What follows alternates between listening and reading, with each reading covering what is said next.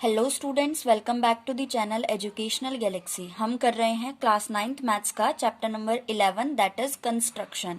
इससे last video में हमने एक्सरसाइज 11.1 का क्वेश्चन 1 डिस्कस किया था और आज इस वीडियो में हम क्वेश्चन 2 को डिस्कस करेंगे, जो कहता है construct an angle of 45 degree at the initial point of a given रे एंड जस्टिफाई योर आंसर और जस्टिफाई योर कंस्ट्रक्शन। मीन्स इस क्वेश्चन में सबसे पहले तो हमें 45 डिग्री का एक एंगल कंस्ट्रक्ट करना है और उसके बाद अपने आंसर को जस्टिफाई करके दिखाना है। मीन्स जो कंस्ट्रक्शन हमने की है कि एक्चुअल में वो एंगल 45 डिग्री का ही है, ये प्रूव करके दिखाना है। तो सबसे पहले हम एंगल बना लेते हैं। एंगल बनाने के लिए क्या करना होगा, हमें एक लाइन सेगमेंट खींचनी है। रे बोलिए क्योंकि तो कितने भी लेंथ की एक रे खींच लेंगे, एक साइड पे एरो, तो ये रे बन गई और ये हो गया इसका initial point. Now initial point पे कंपास की टिप रखनी है हमें और एक सेमी सर्कल ड्रॉ करना है। तो ये हमने सेमी सर्कल ड्रॉ कर लिया। अब हमें 45 डिग्री का बनाना है। हमें पता है 45 डिग्री 90 डिग्री का हाफ होता है, तो हमें पहले 90 डिग्री का कंस्ट्रक्ट करना पड़ेगा। 90 का बनाने के लिए पहले 60 पे एक आर्क, दूसरी आर्क 120 पे। ये एंगल 60 डिग्री का है, ये वाला 120 डिग्री का है। 90 डिग्री का इन दोनों के बीच में आता है बिल्कुल। तो एक आर्क हम 60 डिग्री से लगाएंगे और दूसरी आर्क 120 डिग्री से लगाएंगे। ये पॉइंट जो आया है इसको इनिशियल पॉइंट से मीट करा देंगे और ये वाली लाइन हम डॉटेड लाइन बनाएंगे, क्योंकि एक्चुअल में तो हमें 45 डिग्री का बनाना है, 90 डिग्री का नहीं बनाना, इसलिए ये हम डॉटेड लाइन बनाएंगे। ये आ गया 90 डिग्री का। अब हमें क्योंकि 45 बनाना है तो 45 जो होता है वो 0 एंड 90 के बीच में होता है, तो पहले हम 0 से एक आर्क लगाएंगे। ये रहा 0।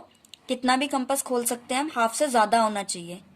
ये हमने खोल लिया, एक आर्क यहां लगा दी और दूसरा वाला इस पॉइंट से, ये 90 डिग्री का है जो सेमी सर्कल को 90 पे कट कर रहा है, इस पॉइंट से दूसरी आर्क लगाएंगे।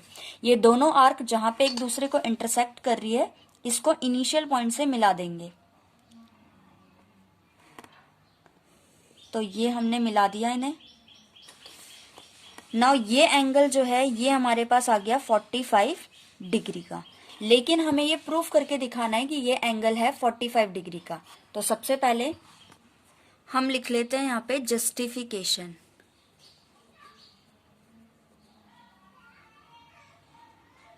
नाउ हमें इन पॉइंट्स को कुछ नाम देने होंगे, तो कुछ भी हम नाम दे सकते हैं, जैसे कि ए, बी, इस वाले को सी, डी, ई, एफ, इन्हें भी दे देते हैं जी, और इस वाले को एच। नाउ स्टूडेंट्स हमें सी डी को ज्वाइन करना है एंड डी ई को ज्वाइन करना है। तो अब हम लिख सकते हैं join C D and D E. हमें ज्वाइन सिर्फ इन्हीं दोनों को करना था, लेकिन हमने बाकी सबके भी नेम दे दिए जो इंटरसेक्टिंग पॉइंट्स हैं इनके। तो अब हम इन्हें ज्वाइन कर लेते हैं, पहले सी से डी को और फिर डी से ई को।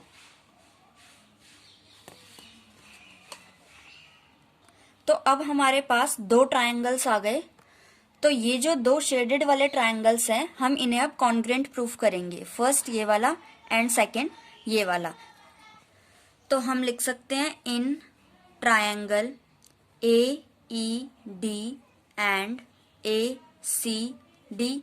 ए ई डी ट्रायंगल में and A C D triangle में क्या क्या चीजें इक्वल है, हमें तीन चीजें इक्वल करनी पड़ेंगी अगर हमें इन्हें कॉन्ग्रेंट करना है। तो सबसे पहले तो ए ई इक्वल होगा ए सी के, ए ई इक्वल होगा ए सी के, दोनों साइड्स आपस में इक्वल होंगी। क्यों? क्योंकि ए को सेंटर मानते हुए हमने एक सेमी सर्कल ड्रॉ किया था जिसमें ए सी एंड ए ई दोनों ही रेडियस है। तो हम लिख सकते हैं रेडियाई ऑफ सेमी सर्कल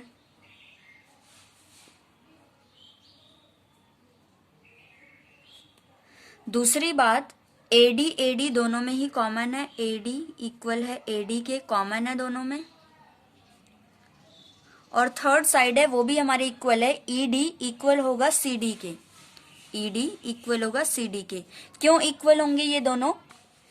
क्योंकि एच ए जो लाइन है वो सी ई की परपेंडिकुलर बाइसेक्टर है। हमने सी पे रख के कंपास को हाफ से ज्यादा खोल के एक आर्क लगाई थी और ई पे सेम उतने ही मेजरमेंट का उतना ही कंपास खोल के हमने हाफ से ज्यादा खोल के आर्क लगाई थी। इसका मतलब जो सी ई आर्क है उसको ये बाइसेक्ट कर रहा है बिल्कुल।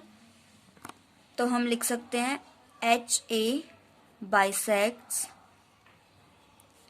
ई सी। तो तीन चीजें हमने इक्वल दिखा दी दोनों ट्रायंगल्स में। Therefore triangle A E D congruent आ गया ट्रायंगल ए सी डी के by S S S, side side side. अब क्योंकि ये दोनों ट्रायंगल्स इक्वल आ चुके हैं तो ये वाला एंगल इस एंगल के इक्वल होगा, क्योंकि फर्स्ट वाला एंगल फर्स्ट ट्रायंगल का पार्ट है एंड सेकंड वाला एंगल सेकंड ट्रायंगल का पार्ट है। देयरफॉर हम लिख सकते हैं angle E A D equal होगा एंगल डी ए सी के, C P C T, corresponding parts of congruent triangles. Now students हमें पता है एंगल ई ए सी जो है, एंगल ई ए सी जो है 90 डिग्री का है। और हम ये भी बात जानते हैं कि एंगल ई ए सी दो एंगल से मिलकर के बना है। किस किस से? एंगल ई ए डी से plus angle C A D से इज इक्वल टू 90 डिग्री। और अभी अभी हमने दोनों को इक्वल प्रूफ किया था, इसको हम इक्वेशन 1 मान लेते हैं। तो हम एंगल सी ए डी की जगह सी ए डी को ही लिखेंगे एंड ई ए डी की जगह भी हम सी ए डी को रिप्लेस कर सकते हैं 90 डिग्री। एंड रीजन दे सकते हैं हम फ्रॉम फर्स्ट इक्वेशन से हमने ई ए डी को रिप्लेस कर दिया एंगल सी ए डी से। अब यहाँ पे आ गया twice of angle C A D is equal to 90 degree.